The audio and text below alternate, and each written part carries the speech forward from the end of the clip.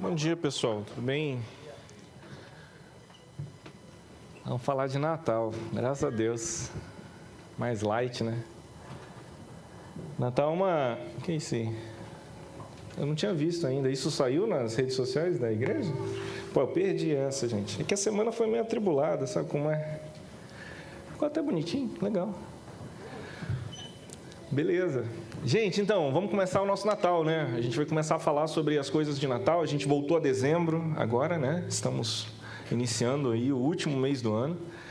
E a gente vai começar a nossa série sobre Natal, uma série curta, serão 3 mensagens. A gente culmina tudo no dia 21, com a última mensagem sobre o Natal, dentro desse tema que o pastor Rogério propôs para a gente, Haja Luz. Então, é uma grande honra a gente poder falar desse assunto, porque para nós é um assunto de grande alegria, né? Falar sobre Natal. Que mais alegre do que isso, né? E não sei vocês, mas quando chega nessa época de Natal, tem muitas coisas legais assim que começam a acontecer. Eu, pessoalmente, gosto muito dessa época, não sei você. Tem gente que não gosta da época de Natal, tem gente que fica triste durante a época de Natal. Mas tem um monte de coisa que eu gosto. Eu gosto de panetone, por exemplo. Você gosta de panetone? Eu curto panetone. Gosto de chocotone também e todos os derivados, né? São vários derivados, né? Agora tem com pistache. Não sei o que tem a ver, mas botaram lá e é gostoso. E eu gosto. Tem outra coisa que eu gosto também, chama 13º salário. Esse aí vocês também gostam, eu acho, né? Aqueles que têm direito a receber, né? Então, que maravilha é o 13º salário. Mas eu também gosto de decoração de Natal, eu acho legal. Acho que fica bonito. É uma época que a gente muda a nossa percepção das coisas, embora todo ano as cores sejam exatamente as mesmas, né? A gente acaba caindo no verde, vermelho, dourado e prateado, né? Mais ou menos isso. Mas eu gosto das decorações de Natal também. Gosto das comidas de Natal, não só do panetone, certo? Mas das comidas em geral de Natal são muito boas. A gente se esmera para cozinhar alguma coisa legal para as pessoas que a gente ama, não é isso? Então, são várias coisas que acontecem no mês de dezembro ali que mudam a nossa percepção do próprio mês e do próprio ano que a gente teve. E essas todas foram as coisas boas, mas a gente esquece que também vem algumas coisas ruins. Vocês já pararam para pensar nisso? As pessoas que têm problemas psiquiátricos pioram no dezembro. Vocês sabiam disso? Quem tem tendências à depressão, quando junta com a família, a coisa parece que piora. Entendeu? Todo mundo que não fez nada durante o ano quer resolver tudo quando? Agora. Ou seja, todas as urgências acontecem agora, porque você não fez durante o ano, você quer terminar tudo agora. Isso é muito perigoso, não é verdade? As tensões começam a aumentar, porque você começa a pensar, cara, eu tenho que fazer isso, e tudo isso antes do dia 25. Na realidade, no Brasil, antes do dia 24. Então, deixa eu te falar, você tem menos um dia para fazer isso. Então, é uma época muito conturbada e as pessoas começam a ficar muito nervosas e ansiosas e cheias de coisa para fazer e enlouquecidas por causa do Natal. Mas esse é o Natal comercial que a gente conhece, certo? Tem algumas outras coisas que eu também acho muito interessante no Natal. Por exemplo, vocês já pararam para perceber que quando chega o Natal, a gente, normalmente ali por volta de novembro, um pouco antes do mês de dezembro, a gente coloca um pinheiro na nossa casa? E não uma araucária? Me diz uma coisa, o que é que tem mais no Brasil? Pinheiro ou araucária? Araucária. Araucária é um tipo de pinheiro, né? Mas a gente bota um pinheiro. Eu nasci em Manaus, fica no Amazonas, tá? Deixa eu falar para vocês uma coisa. Em Manaus, Amazonas, 40 graus de calor, a gente coloca isopor para parecer neve. A única neve que a gente viu no Amazonas é neve derretida, chama chuva. É isso que a gente tem lá. Mas mesmo assim a gente coloca um pinheiro, que, diga-se de passagem, a maioria dos amazonenses nunca viu de verdade, porque não é uma árvore nativa do Amazonas, certo? A gente coloca neve em cima da árvore, que a maioria dos amazonenses nunca viu, a não ser derretido. A gente coloca bolas vermelhas que simulam maçãs, ao invés de botar um cupuaçu, por exemplo.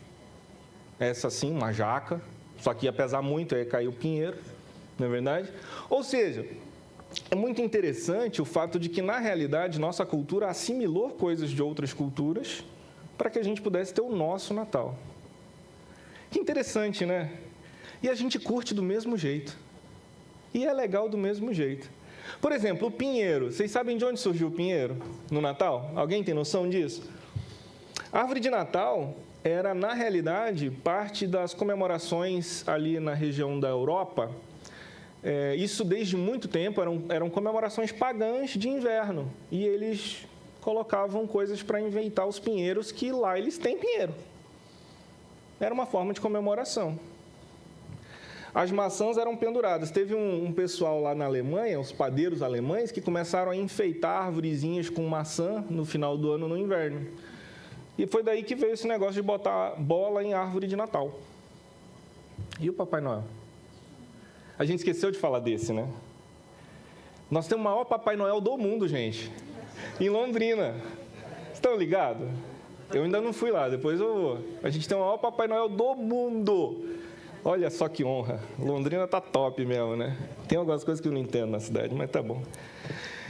Então, nós temos isso. E o Papai Noel nessa história? Deixa eu contar uma história para vocês. Lá no Amazonas, onde eu morava, teve um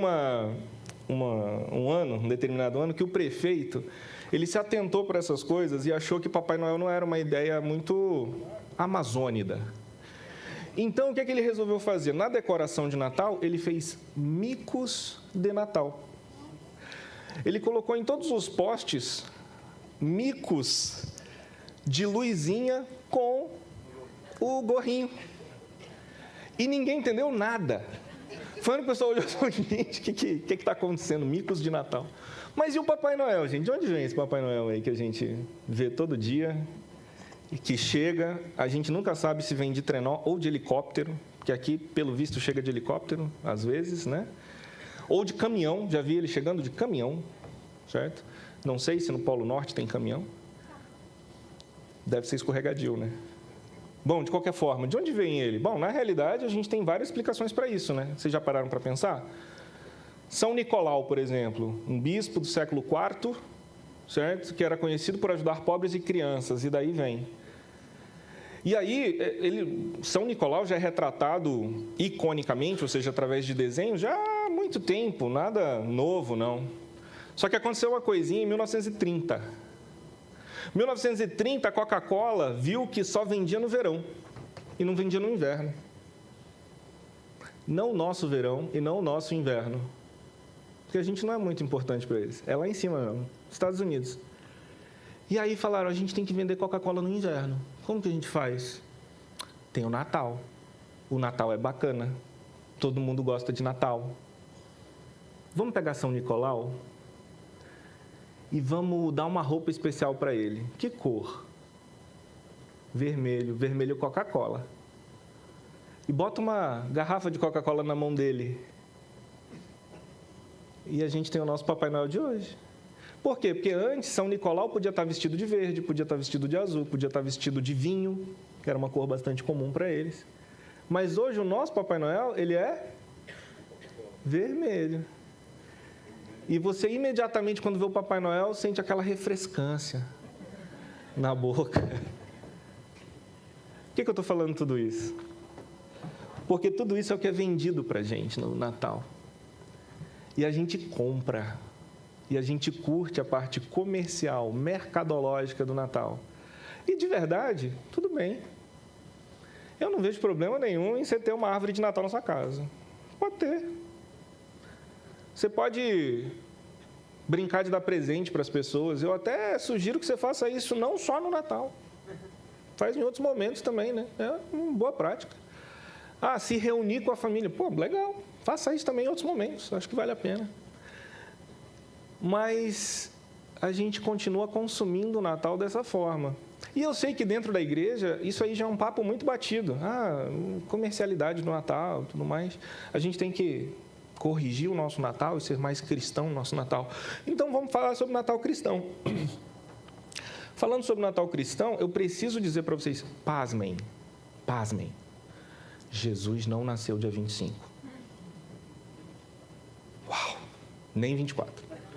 E não foi na madrugada, no mesmo horário que o Papai Noel chega. Não foi.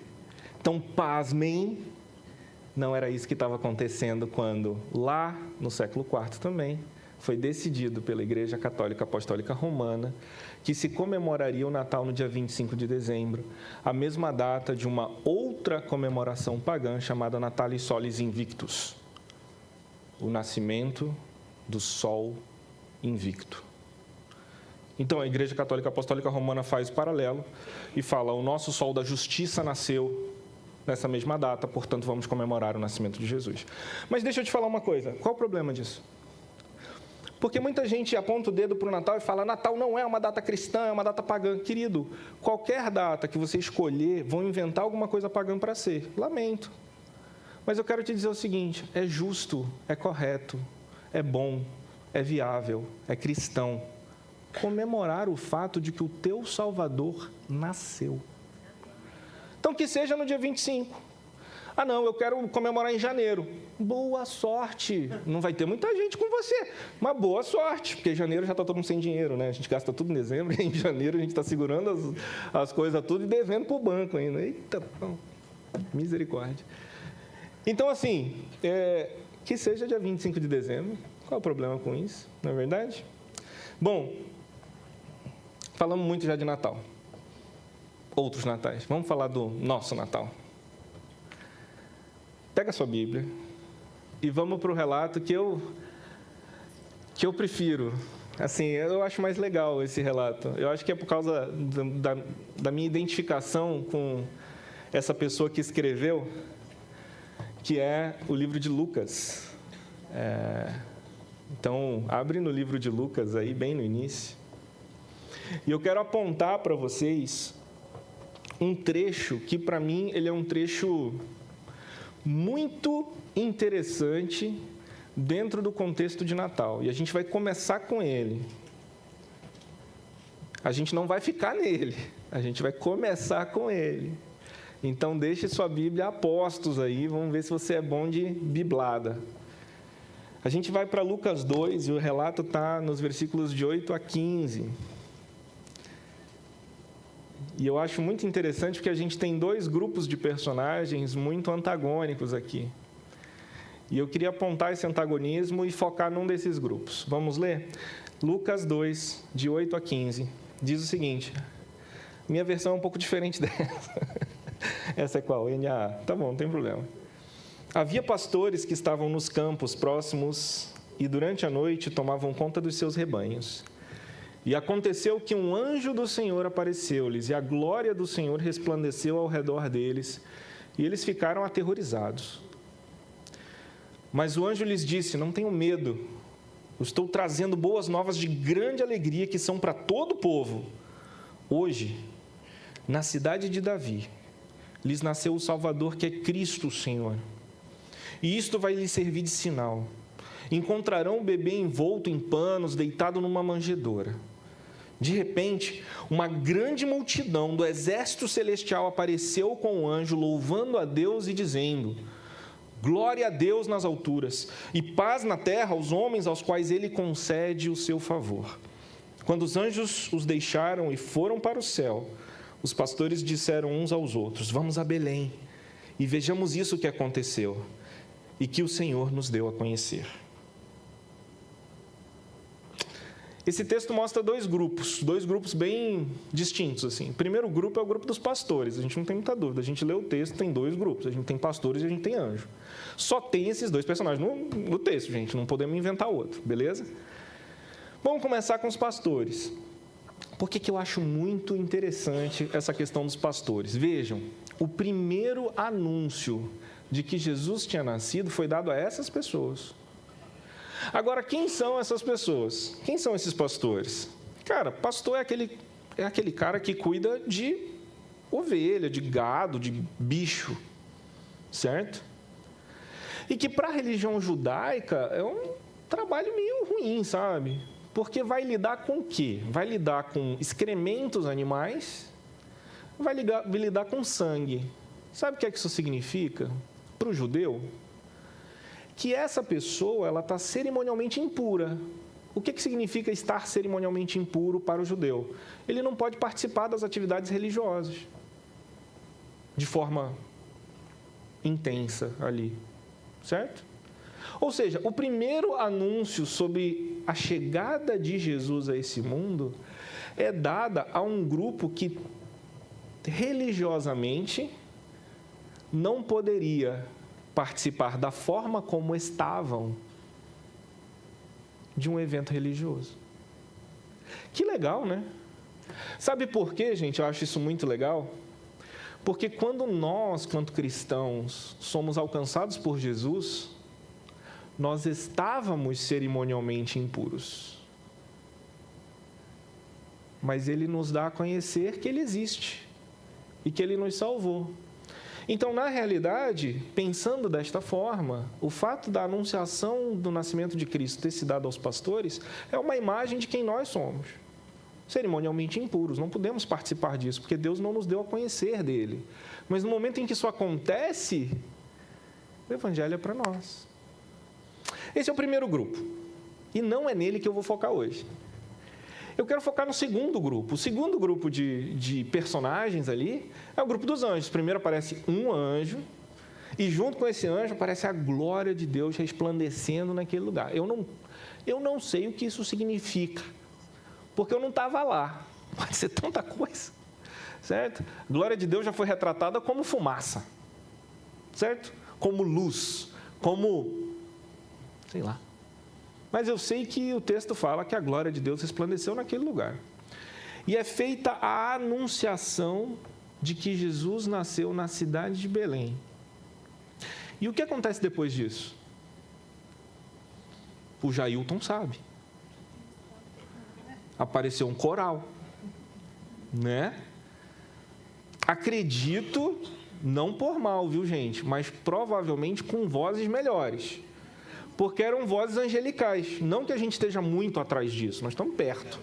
Mas ali eram vozes angelicais, né? Então, o texto fala que surge uma miríade do exército celestial. E eles cantam uma coisa fantástica. Vamos ler o que eles cantam? Glória a Deus nas alturas e paz na terra aos homens aos quais Ele concede o seu favor.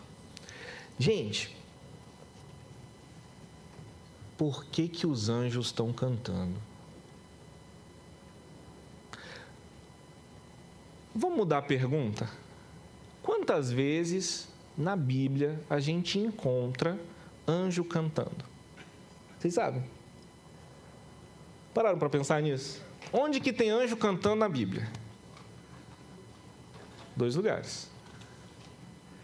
Nascimento de Cristo. E qual que é o outro? Em Apocalipse. Muito bem. Tem gente que lê a Bíblia. Isso é bom.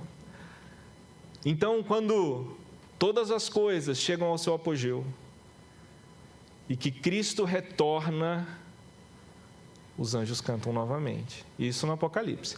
E aí a minha dúvida é, por que esses anjos estão cantando? E por que estão cantando isso? Por que eles estão dando glória? Veja, é o nascimento de uma criança. Quem que normalmente canta durante o nascimento de uma criança? O anestesista, que botou a música para o cirurgião tirar o bebê lá de dentro. É o único que canta no nascimento de uma criança. Porque a criança chora, a mãe chora, o pai desmaia, né? Normalmente um nascimento é mais ou menos assim, né? Criança chora, mãe chora, pai desmaia, o anestesista está escutando música e o cirurgião está tentando fazer o trabalho dele. O pediatra está olhando para a parede. Mas espera aí, esse nascimento, pelo visto, é diferente. Mas por que ele é diferente? Porque é o nascimento de Cristo. Tá, e quem é Cristo?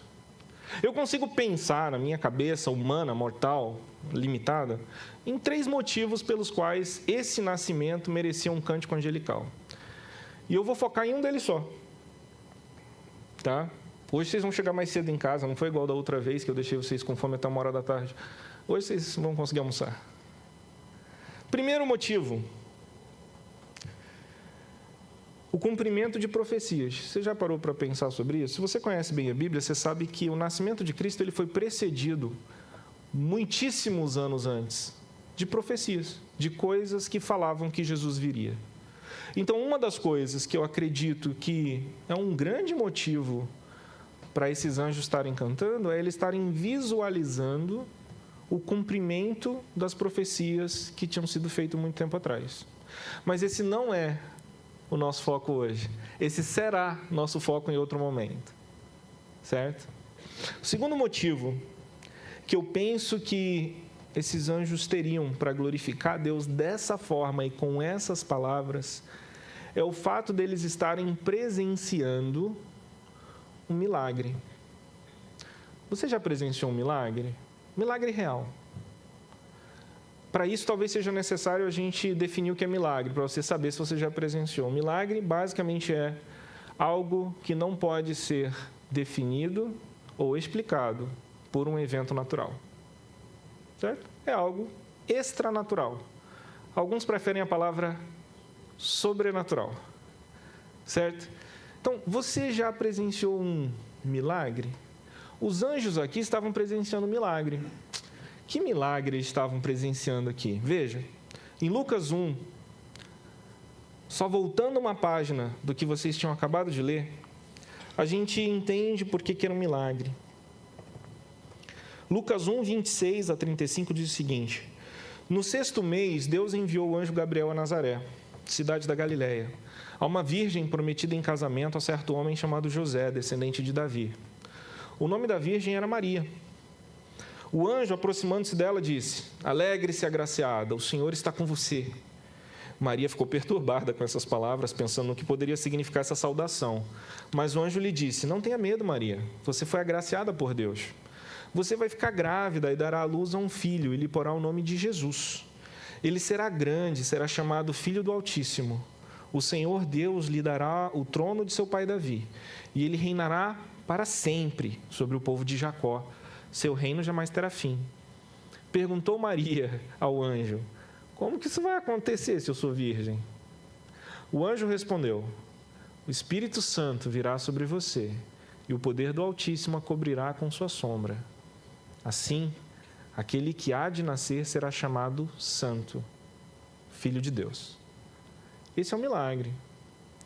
O nascimento de Cristo é um nascimento que não dependeu de semente masculina. Foi um nascimento virginal. E esse nascimento virginal se dá pelo poder extremo de Deus, que com sua sombra cobriu Maria e permitiu que lá gestasse Jesus, para que dessa semente não houvesse corrupção, mas fosse a semente do próprio Deus. Esse é um motivo de glorificar, e eu acho que esses anjos estão vendo isso, e por isso estão glorificando a Deus dessa forma. Mas tem um terceiro motivo, porque esse também não é o motivo que eu vou buscar hoje. O terceiro motivo que eu acho que os anjos estão glorificando a Deus com estas palavras, e depois nós vamos voltar a que palavras são essas, é porque eles acompanharam uma história. E eu quero contar essa história para vocês. Os anjos, eles não estão vendo o nascimento de uma criança. Eles estão vendo a encarnação de alguém que já existia. Parece estranho, né? Mas é isso que os anjos estão vendo. Os anjos não estão vendo o nascimento de uma criança. Olha, uma nova vida. Não é isso que a gente fala quando nasce uma criança? Uma nova vida, que maravilha, traz tanta esperança. Não é isso. Os anjos estão visualizando alguém que existia lá atrás e que encarnou em uma criança. E aí a gente gera muito transtorno falando isso, sabia disso? Por exemplo, a gente consegue brigar com os judeus, assim. Por quê? Porque os judeus não aceitam a doutrina da Trindade, você sabia disso? Para o judeu não existe Trindade. E sabe qual é a pergunta deles?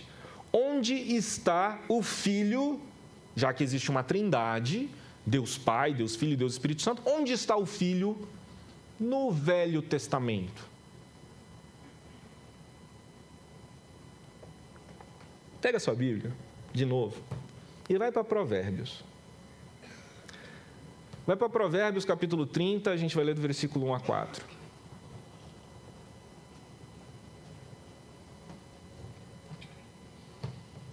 Provérbios não é difícil de achar. Vai no meio e dá uma procurada que você vai encontrar. Provérbios 30, 1-4 diz o seguinte: ditados de Agur, filho de Jaque, oráculo. Este homem declarou a Itiel e a Ucal: eu sou o mais tolo dos homens. Não tenho entendimento de um ser humano. Não aprendi sabedoria, nem tenho o conhecimento do santo. Quem subiu aos céus e de lá desceu? Quem ajuntou nas mãos os ventos? Quem embrulhou as águas em sua capa? Quem fixou todos os limites da terra? Qual é o seu nome e o nome do seu filho? Qual é o nome do filho? De quem juntou nas mãos os ventos, de quem subiu aos céus e desceu? Quem é o nome dele? Você sabe me dizer o nome dele? Fala. Ah, vocês sabem. Jesus. Quando a gente lê o texto, a gente passa por um negócio muito interessante. Versículo número 3. Não aprendi sabedoria, nem tenho conhecimento do santo. Parou para perceber? Não. Santo, está escrito Kedoshim. Kedoshim não é o santo. É plural. Mas na tradução, o santo. O santo, Jesus. Por que não está escrito Jesus aqui? Porque isso é antes de Jesus nascer. Muito antes de Jesus nascer. Então, quando os anjos estão glorificando a Deus, eles estão vendo Kedoshim, o santo. Muitíssimos anos já existente. Bom, mas será que é só isso? Eu vou levar vocês agora numa viagem pequena, através da Bíblia. Não vou levar vocês em viagem, né? Na Bíblia. Sobre aparecimentos de Cristo na Bíblia. Estão lá, sabia? Abre em Josué 5.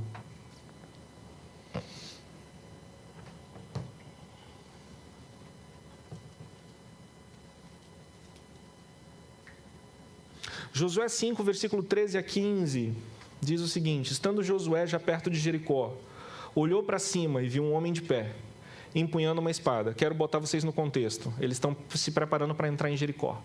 Vão ter uma briga, uma batalha. Eles vão ter que matar gente e talvez eles morram. E eles estão se preparando. Então, eles estão fazendo o scout do terreno. O que é isso? Estão dando uma olhada. Como é que vai ser o negócio? Então, vamos lá. Estando Josué já perto de Jericó, olhou para cima e viu um homem de pé empunhando uma espada. Aproximou-se dele e perguntou-lhe: você está com a gente ou está com eles? Essa foi a pergunta. Qual é a resposta dele? Nem uma coisa, nem outra. Eu venho na qualidade do comandante do exército do Senhor. Então Josué prostrou-se rosto em terra, sinal de respeito, e lhe perguntou: que mensagem o meu senhor tem para o seu servo?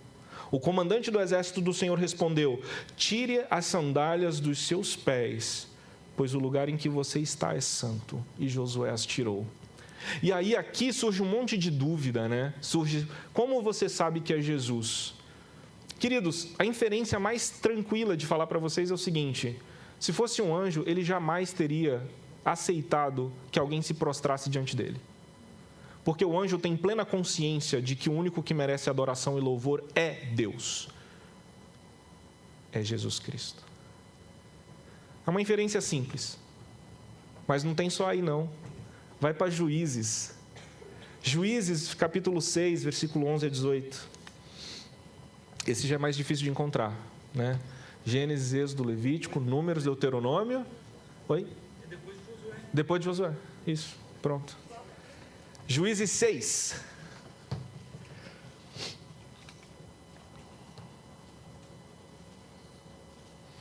Diz o seguinte: então o anjo, na sua Bíblia, deixa eu ver, na sua Bíblia está com letra maiúscula?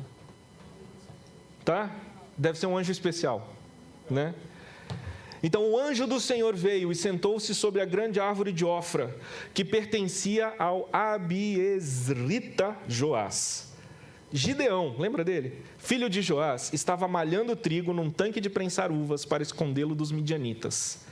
Então o anjo do Senhor apareceu a Gideão e lhe disse: o Senhor está com você, poderoso guerreiro. Ah, Senhor, respondeu Gideão, se o Senhor está conosco, por que aconteceu tudo isso? Onde estão todas as suas maravilhas que os nossos pais nos contam quando dizem: não foi o Senhor que nos tirou do Egito, mas agora o Senhor nos abandonou e nos entregou nas mãos de Midian. Você vê que a gente tem um juiz reclamão aqui, né?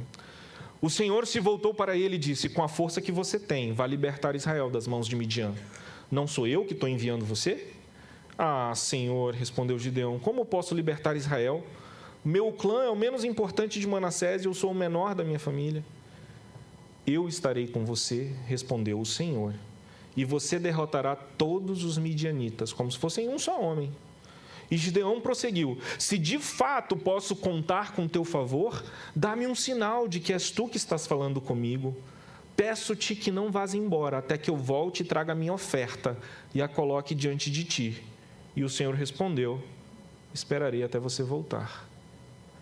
Mais uma vez nós vemos o anjo, letra maiúscula, do Senhor, aceitando a oferta. Esse é Cristo, queridos. Mas vai para Gênesis. Gênesis 32.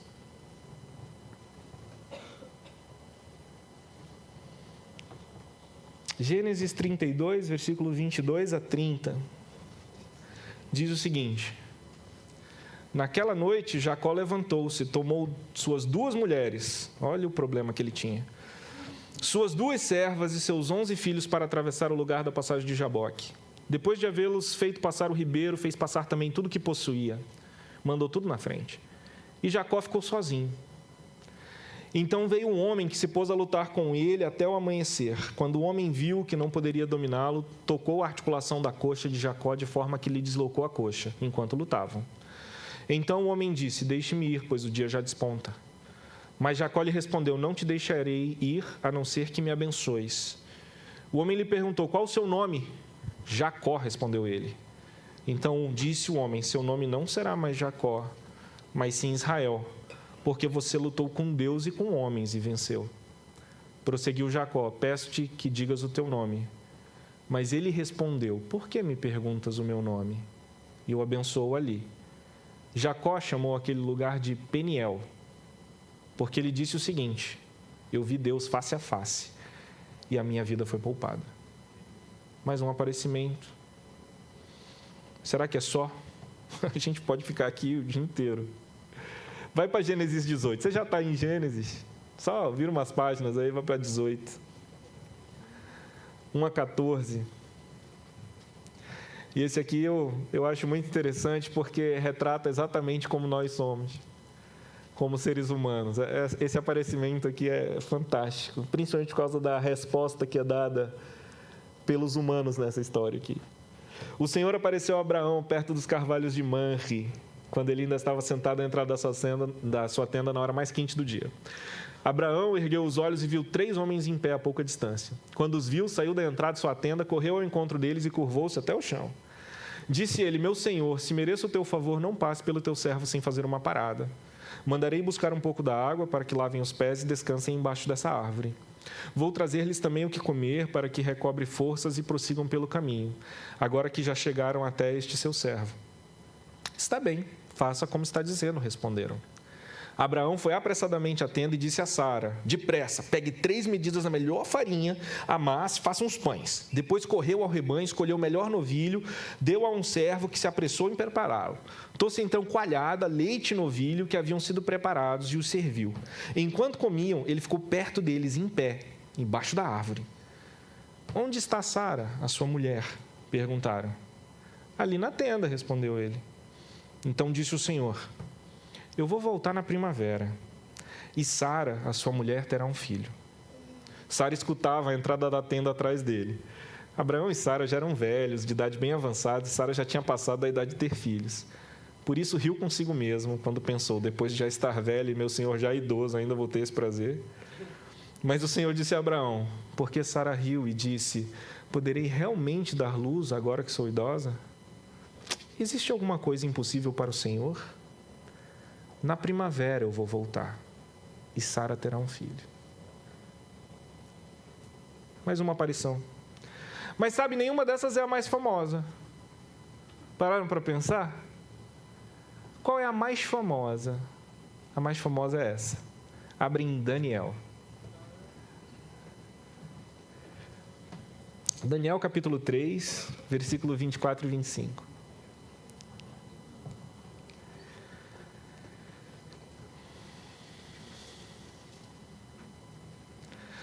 Daniel é mais difícil de encontrar, vou dar mais um pouquinho de tempo para vocês. Daniel é meio tenso de encontrar, né? Daniel capítulo 3, 24 e 25 diz o seguinte. Tá bom, eu espero. Espada para o ar. Já brincou disso? Né? Não faz mais isso, né? Não. Isso, aí, ó. Jailton sabe, ele é da minha época. Ele é um pouco antes da minha época. Pouquinho, né? Pouca coisa. Daniel 3, 24 e 25. Já? Já, ok. Mas logo depois, o rei Nabucodonosor, alarmado, levantou-se e perguntou aos seus conselheiros: não foram 3 homens amarrados que a gente atirou no fogo? Eles responderam: sim, ó rei. Jogamos 3 para morrer. Fizemos churrasco de 3. E o rei exclamou: olhem, eu estou vendo 4 homens desamarrados. As cordas deviam ter queimado, né? E ilesos, andando pelo fogo.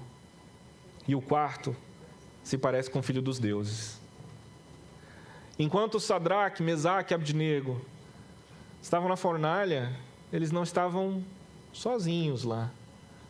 Existia uma outra pessoa que foi lá. O Santo de Israel.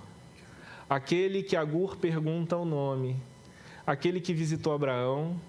Aquele que visitou Sara. Aquele que visitou Gideão. E aquele que nos visita e mora em nós hoje. Jesus. Então, quando os anjos estão glorificando a Deus, eles estão participando de uma história em que eles estão vendo Deus, o Filho, Jesus, participando dessa história. E chegou a hora de encarnar naquele bebê. Mas será que é só isso? Eles viram Jesus participando da história, mas sabe a outra coisa que eles viram? Eles viram seres humanos. Jesus estava presente quando Abraão tomou Agar para gerar Ismael.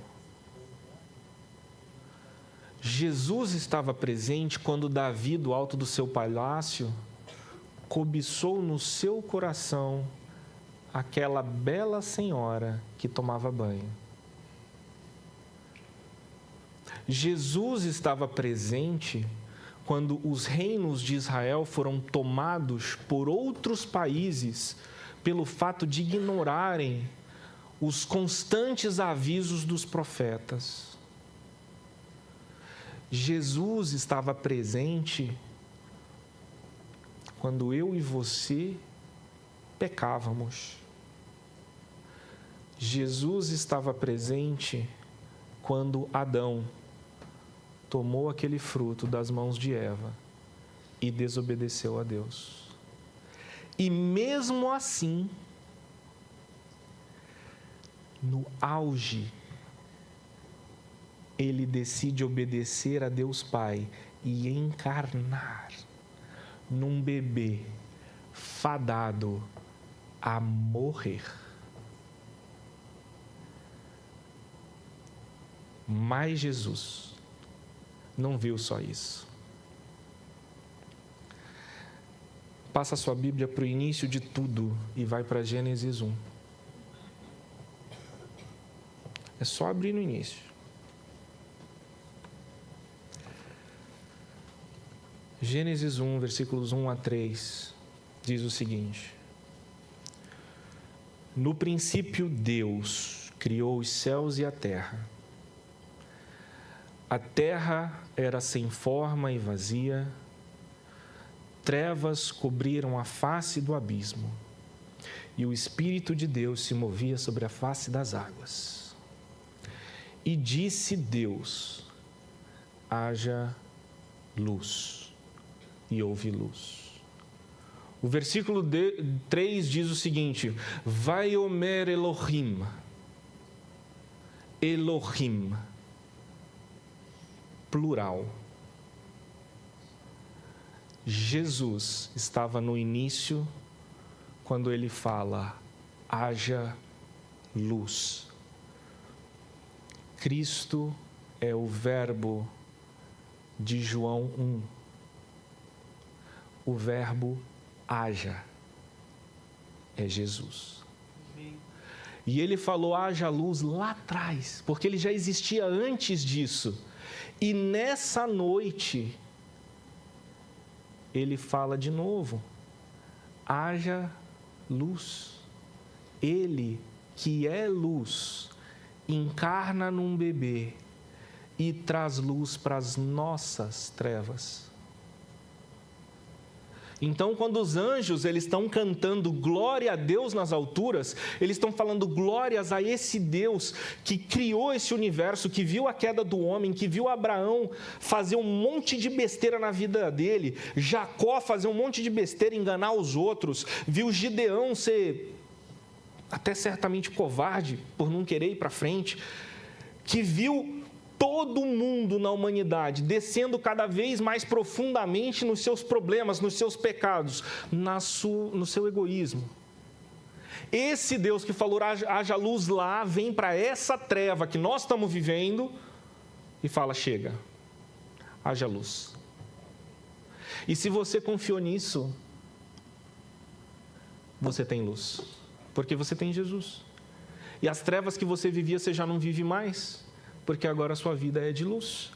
Quando os anjos cantam que haja paz na terra aos homens aos quais ele concede o seu favor, os anjos estão dizendo, agora a guerra vai acabar. Chega. Deus mesmo encarnou. Esse é o favor de Deus. É por isso que eles falam, aos homens aos quais ele concede o seu favor. O favor de Deus é entregar seu próprio filho. Esse é o novo haja luz, essa é a nova criação. Você era de um jeito, Jesus nasce, você se transforma numa nova coisa.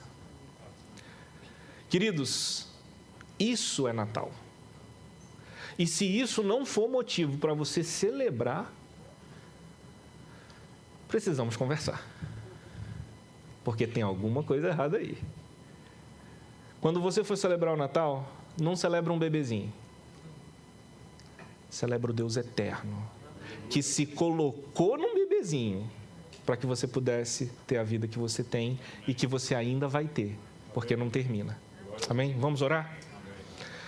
Deus e Pai, nós louvamos, engrandecemos, glorificamos o Teu nome, porque Jesus, Deus Filho, obedeceu. Sabendo de toda a nossa desgraça, toda a nossa podridão, toda a nossa escuridão, Ele obedeceu e se transformou encarnado neste bebê, para que um dia, mais à frente na história, Ele morresse pelos meus pecados, pelos pecados dos meus irmãos. Senhor, nós queremos celebrar isso, Senhor, e nós queremos fazer dessa celebração a mesma celebração dos anjos, uma celebração que glorifica o Teu nome, mas que anuncia a chegada da paz, que liberta a todos, Jesus. Que seja um momento de glorificação, que seja um momento de anunciação, e que seja, Senhor, uma prévia da celebração que nós vamos ter contigo, porque Tu és o nosso Salvador. Abençoa-nos, Senhor, nesse mês de dezembro, que a gente consiga manter na nossa mente não apenas as festas, as comidas, o 13º, qualquer outra coisa, Senhor, mas que a nossa alegria não seja isso, mas seja Jesus. Porque nós queremos Te glorificar, porque hoje nós somos livres. Um novo haja luz aconteceu e essa luz penetrou o nosso coração. Louvado seja o nome do Senhor. Amém.